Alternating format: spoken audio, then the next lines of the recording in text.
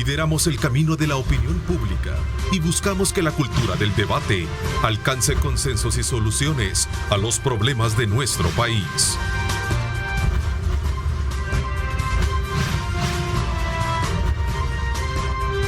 Diálogo con Ernesto López. Así es que bienvenidos a este día lunes. Vamos a hablar de la recuperación de las exportaciones tras el impacto de la pandemia. Vamos a hablar de proyecciones de recuperación, crecimiento económico, tal y como lo ha planteado el presidente de la República en los últimos días, de establecer ciertas medidas como incentivos para hacer crecer la economía en nuestro país. Esta mañana quiero darle la más cordial bienvenida al presidente de la Corporación de Exportadores del Salvador, Coexport, Marvin Melgar. Bienvenido, gracias por acompañarnos. Gracias, Ernesto, buenos días. Gracias, también le doy la más cordial bienvenida a Silvia Cuellar, directora ejecutiva de Coexport. Bienvenida, Silvita. ¿Qué tal? Bienvenidos. Pues la verdad, Ernesto, nosotros desde Coexport vemos y estamos leyendo la realidad política del país bajo el entorno económico en el que nos encontramos, ¿verdad? Tal vez es necesario recordar un poco que en el caso de las exportaciones, el año anterior, pues tuvieron una caída del 15%, del 15.6% en relación al 2019, y los datos de la economía en general, tanto los del Salvador como los de las muchas economías en el mundo, no son muy buenos. Estamos atravesando una etapa, dijéramos, inflacionaria a nivel global ahorita. Al caer las exportaciones 15 puntos, es como que nosotros volviéramos a los niveles de exportaciones que teníamos en el 2011 o en el 2010, cuando exportábamos 5,000 millones de dólares.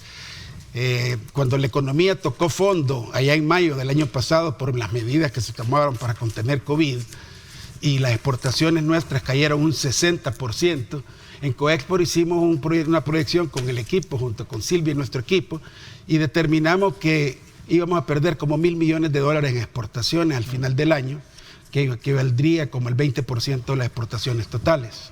Al final cerramos el año con una pérdida, dijéramos, únicamente del 15%, que son como 914, 916 millones los que se perdieron. Ahora, con la realidad política, pues nosotros entendemos que ahorita enfrentamos una nueva realidad política y tenemos pues todos que ver cómo sinergizamos, cómo sumamos, cómo sumamos todos, cómo hacemos esfuerzos por lograr consolidar los proyectos que vengan a devolverle al país el rumbo, el crecimiento y el empleo.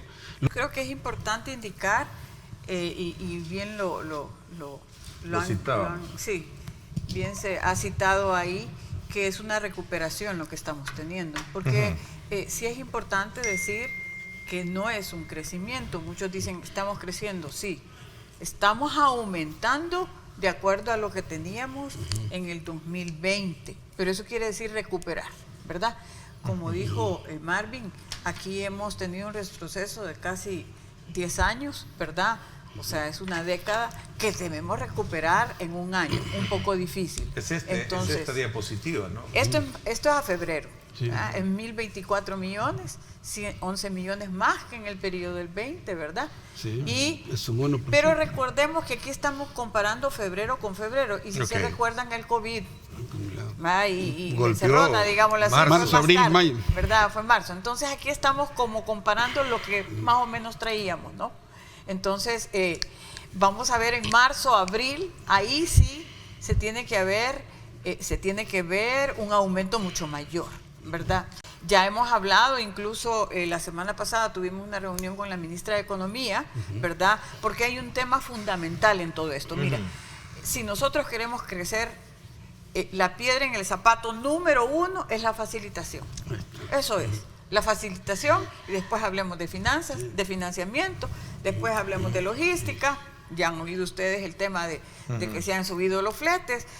Después hablemos tal vez de otras, de la oferta productiva, de apoyar al sector agrícola, de apoyar al sector café. Pero realmente lo que primero tenemos que hacer, y es lo que hemos venido trabajando durante mucho tiempo, es el tema de la facilitación. Entonces, en la reunión que tuvimos con la ministra de Economía, hablamos precisamente de eso. Y entonces, también notamos y hacemos ver que uno de los puntos importantes es la ley de aduanas. Y en la reunión, pues como broma, pero no tan broma, ¿verdad? Marvin dice... En broma, pero no en tan serio. en broma, ¿verdad? Sí, en broma, pero en serio. La ley de zonas francas, pero, y las exportaciones. ¿Qué pasó con el famoso 6% que tuvimos en un entonces? ¿Por qué no regresar a pensar en un esquema que no riña con la OMC? Realmente el 6% ni reñía. Hay un ¿verdad? factor que no puedo soslayar, mucho menos dejar de mencionarlo, y tiene que ver con el tema de la pandemia, ¿no? Ese es un tema bien importante. Y sobre todo por esta declaración que me parece muy interesante. Agradezco a mi productor, que dice Alberto, que ahora trabaja para CEPAL, y dice: sin salud no hay recuperación, sin tener controlada la crisis sanitaria no va a existir una recuperación económica. ¿Por qué el titular y cómo quiero hilvanar esto? Porque sin duda alguna en el país han habido resultados positivos, pero no deja de ser latente un poco la preocupación que existe, digamos, en el calor urbano, de poder entrar de nuevo a un confinamiento como lo están haciendo otras, digamos, otras naciones, otros países. Ok, Silvita, entonces estamos hablando de una, digamos, de un primer trimestre del año positivo para poder de alguna manera despegar bajo esa proyección de la que estamos hablando y que se sitúa en el marco de lo que conversábamos, que al menos el gobierno, incluso también veíamos que el Fondo Monetario hacía una estimación de crecimiento bastante interesante. Después de venir de un decrecimiento del menos 8%, ahora un crecimiento de 4.2% proyectado para este año. Algo que me parece que es importante resaltarlo en esta plática. Yo diría, el primer trimestre vamos a ver definitivamente, y ya lo estamos viendo, como te digo, un crecimiento. El crecimiento, recuperación. Importante. En el segundo trimestre esperamos todavía más. Y el gobierno ha logrado, decía, y es precisamente por eso, porque el tema de la salud es íntimamente vinculante al tema de estabilidad económica. Y estabilidad económica es tener buena salud. Y eso es lo que... Las empresas han invertido en lo que no te imaginas, definitivamente, en darle seguridad a sus empleados. Ahí recuérdense que estamos hablando del transporte que proveen, que todavía... aunque ya está el transporte colectivo, pero las empresas siguen con transporte, ¿verdad? Todo el tema de la bioseguridad, ¿verdad? Las empresas incluso fueron más allá de los protocolos de los protocolos que el gobierno incluso indicó, porque fue el sector privado el que inicialmente presentó eso, ¿verdad? Entonces, estamos yendo más allá en todas las medidas. Es más, quiero decirte y recordar que aquí estamos hablando de exportación de bienes, pero no se nos olvida la exportación, no se nos olvida la exportación de servicios. Y fue bastante golpeado el tema del turismo. Nosotros ahora estamos desarrollando un programa con la OSN y con recursos del AID para darle bioseguridad a todos estos hoteles y restaurantes. Y ha sido un elemento bien importante, porque el fin de semana nada menos fui a ver algunos de estos lugares y vi que definitivamente las medidas de seguridad están siendo bien rigurosas. Y eso es aplausible. Y eso es una inversión que pone la empresa. En retrospectiva y en el lenguaje económico significa compromisos. Así es. Compromiso fiscal. ¿Cómo ustedes y cuál es la expectativa que tienen como sector exportador frente a este anuncio que ha hecho el gobierno y que ya todos estamos, digamos, conociendo de estos acuerdos? Bueno, de estos acercamientos. Nosotros lo vemos sumamente positivo, cualquier acuerdo que se haga con nuestros proveedores financieros, en este caso con el Fondo Monetario Internacional, dado que eso pondría una agenda de cumplimientos de parte del gobierno y de parte del fondo también, ¿verdad? Porque se busca para el fin de reestructurar la deuda, ¿verdad? Probablemente mejores tasas, probablemente mejores plazos, etcétera, etcétera. Entonces eso lo ve positivo, desde el fondo lo ven positivo, por ejemplo, el que el presidente Bukele haya acumulado, dijéramos, más poder, en el sentido de que después de su ascenso a la presidencia de la República y luego en las últimas elecciones, su consolidación de primera fuerza política ahorita con las elecciones de diputados y alcaldes, eso es más confiable para el fondo, porque no va a haber mucha oposición política que impida los acuerdos.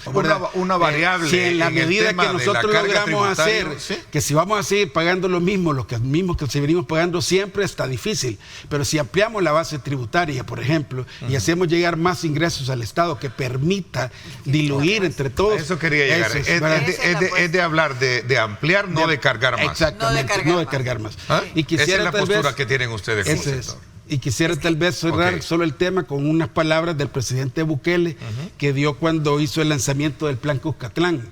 Dijo, necesitamos un aparato de gobierno, textualmente palabras del presidente, necesitamos un aparato de gobierno más eficiente, más compacto, más efectivo, más ciudadano, menos político y más técnico.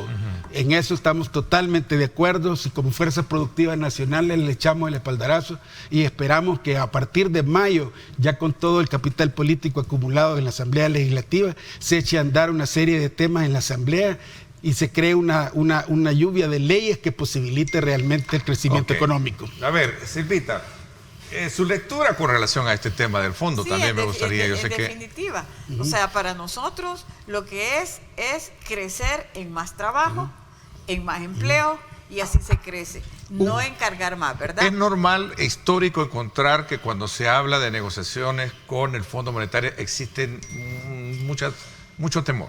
Sí, no, pero ahora es que sí, siempre es normal temor. Encontrar ese temor. Y existe temor. Incluso te voy a decir algo más. Aquí se habla hasta de desdolarizar. Desdolarizar. Bueno, pero un acuerdo fiscal llevaría a dejar a un lado. Exactamente. Claro. Lo veíamos en un punto de acuerdo. Exactamente. Así es. Entonces, pero mira. Pero esto implica también hablar de política fiscal. Política fiscal. Sí. Pero siempre vamos a llegar a lo mismo. Ok, hablemos de política fiscal y todo lo que quieran, pero lo que queremos que es crecer, es generar más trabajo, es generar más oportunidades. ¿Y cómo lo podemos hacer? ¿Cómo está la situación actual? Nosotros necesitamos que haya más formalización, que hayan más pagando impuestos, no solo los mismos de siempre, porque es que es cierto, se le carga en un solo sector. Entonces, ¿cómo lo pueden hacer? Facilitando a los pequeños. Porque el irse formalizando es un proceso bastante duro, es cierto. Claro. Y no le cae muy bien a los pequeños. Le cae hasta demasiado caro, ¿no? Entonces aquí es buscar, y el gobierno está considerando eso, y eso nos alegra definitivamente, de cómo buscar alternativas para hacerlo de una forma, sí diferente, sino que hacerlo escalonado, ir poco a poco, ¿verdad? Y que vaya formalizándose, tomando en cuenta la situación económica de las empresas en ese momento, ¿verdad? De acuerdo a cómo van creciendo, ya se van formalizando adecuadamente. ¿Por qué? Porque de lo contrario vamos a seguir sobre lo mismo. Y entonces también se puede asustar o se puede no... La inversión extranjera puede no recurrir. Claro. Porque va a decir, bueno, las condiciones en El Salvador no se mantienen, tenés que tener una certeza jurídica en un tiempo determinado, en bastante tiempo. No puedes estar cambiando las reglas del juego.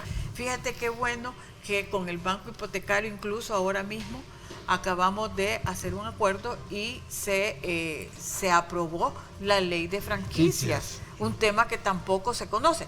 Yo lo que estoy diciendo con esto es que hay que ser como que sacar nuevos temas, y hay que ser más informativos también, para que podamos llevar mejores cosas a todos los sectores y podamos crecer. No podemos seguir sobre lo mismo. Y ahí entra el tema del e-commerce, el tema de las plataformas, el tema de la tecnología, ¿verdad? Gracias nuevamente por estar con nosotros. Vamos en esta segunda parte del programa a conversar sobre temas de seguridad, y especialmente con énfasis en el tema de las desapariciones, con Ricardo Sosa, experto en este tema. Gracias por acompañarnos, Ricardo. ¿Cómo estás? Qué gusto saludarte esta mañana de lunes. Buenos días, licenciado López. Gracias por esta invitación. Un fraterno saludo a todos los televidentes y cibernautas. Que Dios les bendiga. Ricardo, ¿cómo se está? Voy a ser puntual en tanto al tema de los desaparecidos. Hay cierta, digamos, y este es un tema que lo hemos abordado también en radio, hay ciertas... digamos, estadísticas que muestran que incrementan, pero la versión oficial desmiente que estos casos de incremento de desaparecidos existen en el país. ¿Cuál es tu lectura al respecto? Bueno, yo creo, licenciado, que para este tema hay que hacer un análisis completo de lo que es el tema de las desapariciones. Esto, en primer lugar, no es un fenómeno criminal nuevo en el país.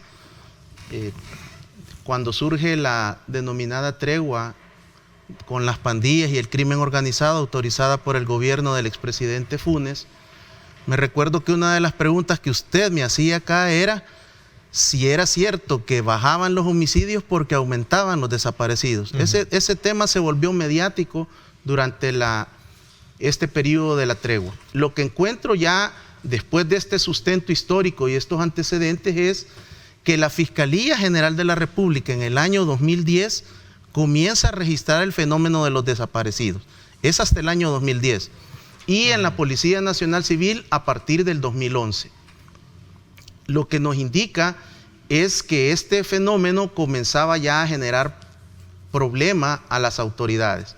Llegamos al año 2019. ¿Y por qué?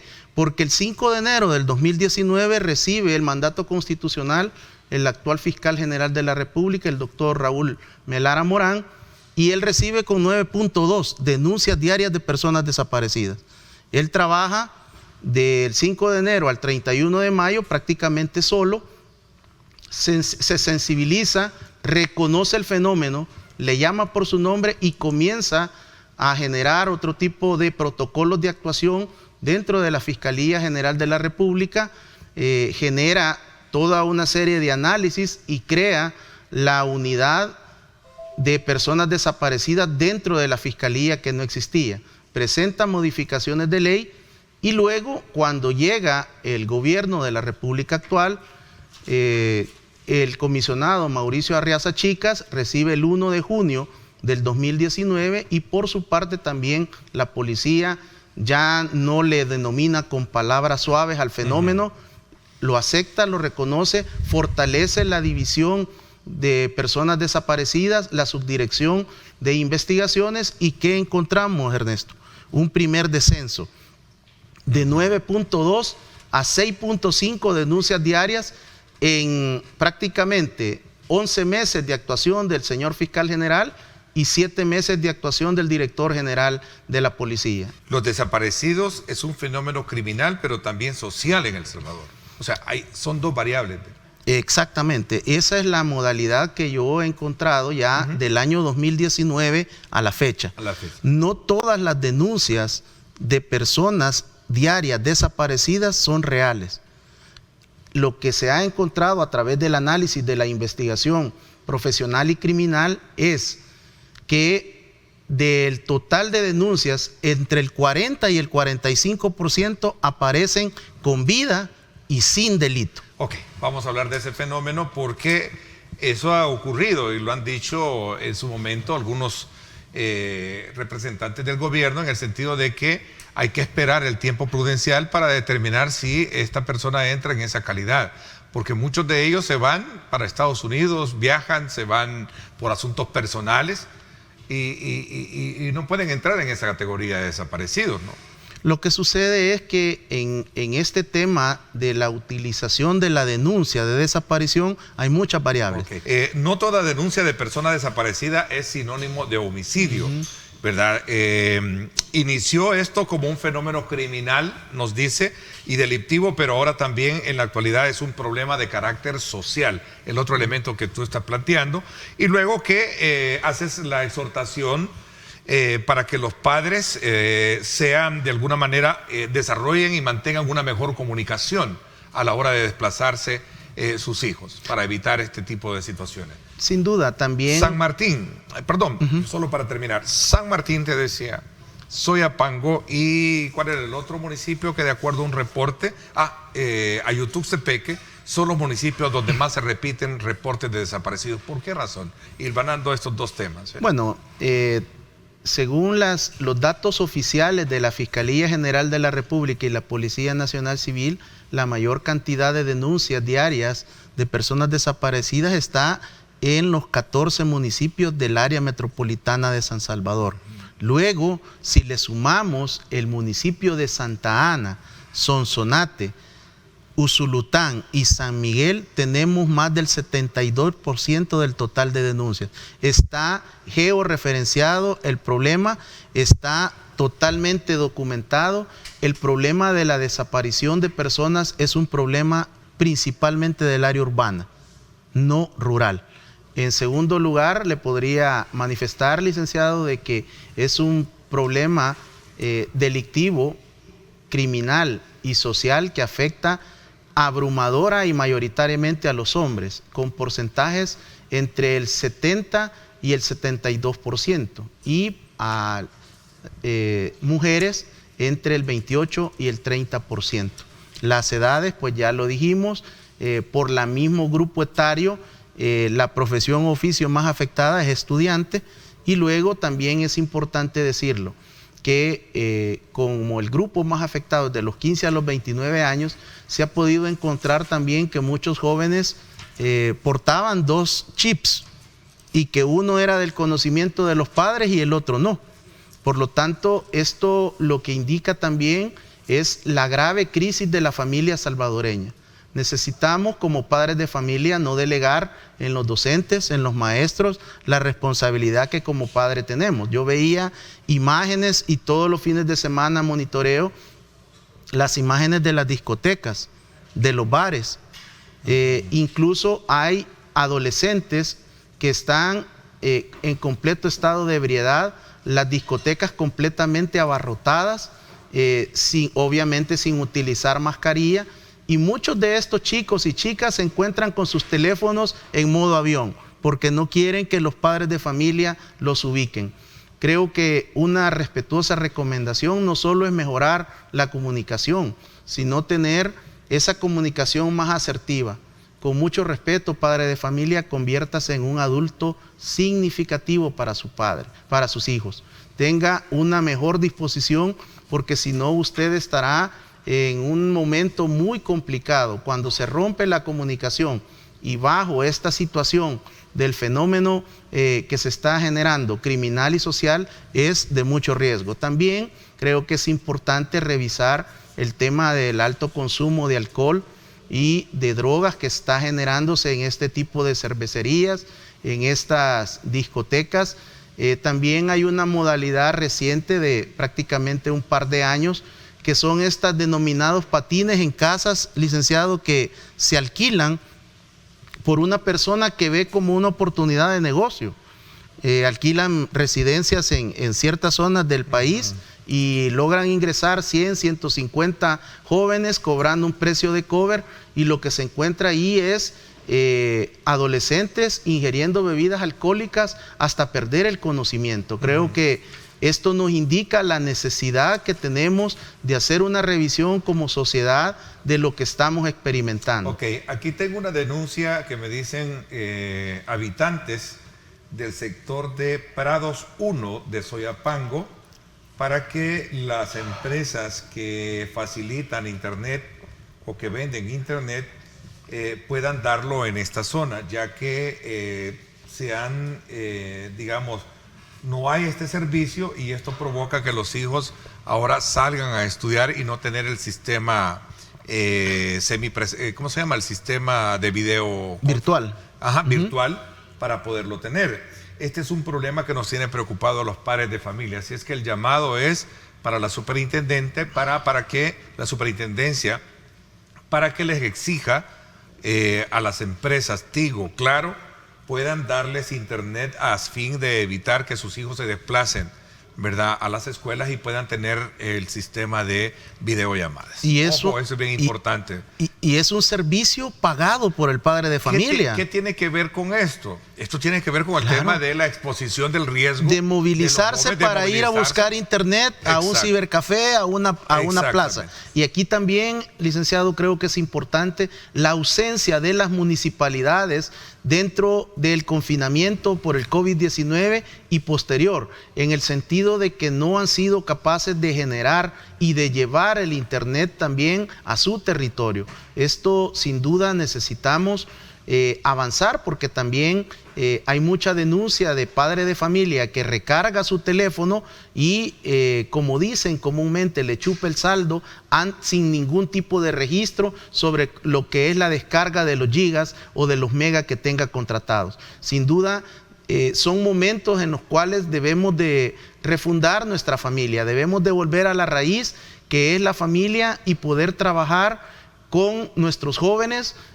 mantener una comunicación efectiva y ante cualquier situación que usted no tenga ubicado a su familiar, denúncielo. Esto no le va a generar malestar a la fiscalía y a la policía, independientemente las motivaciones y cuál sea el resultado, siempre y cuando esta persona aparezca con vida. Licenciado, si usted no se reporta a su casa, como usualmente lo hace previo, posiblemente me busca inmediatamente a su almuerzo, definitivamente no va a estar esperando. Entonces, creo que esto aplica para toda la sociedad. Ok, me despido con este criterio que hacía nuestro buen amigo Rafael Goches, quien hemos estado, a quien también tú conoces. Sí. El ascensor social es una forma gráfica de describir la subida o la bajada en el nivel de vida de la población. Por ejemplo, el BID ha estimado que la pobreza ha aumentado más del 7% en El Salvador por la pandemia del COVID.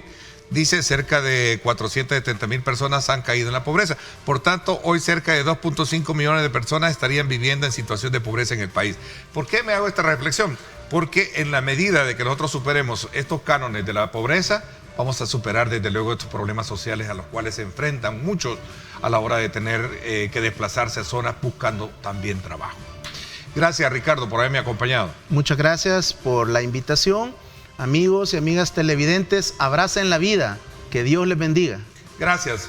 Por mi parte, eso es todo por hoy. Los espero hoy en radio para que hablemos sobre el tema del transporte colectivo y esta prórroga para que buses con más de 20 años de antigüedad puedan seguir circulando, y también la opción de 12 meses para establecer cambios en los permisos de línea. Situación que ha creado desde luego reacciones dentro de funcionarios del gobierno. Vamos a hablar de eso hoy precisamente con Alex Orte, dirigente de la Mesa Permanente del Transporte. Y en la segunda parte estará Nadia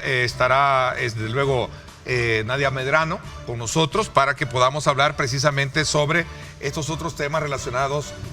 Naida Medrano, sobre el tema de las negociaciones con el Fondo Monetario Internacional. Así es que no se lo pierda hoy a las 7 de la noche. Gracias. Por mi parte, esto es todo por hoy. Pásenla bien y, como siempre, recuerden lo más importante: amar a Dios sobre todas las cosas. Lideramos el camino de la opinión pública y buscamos que la cultura del debate alcance consensos y soluciones a los problemas de nuestro país.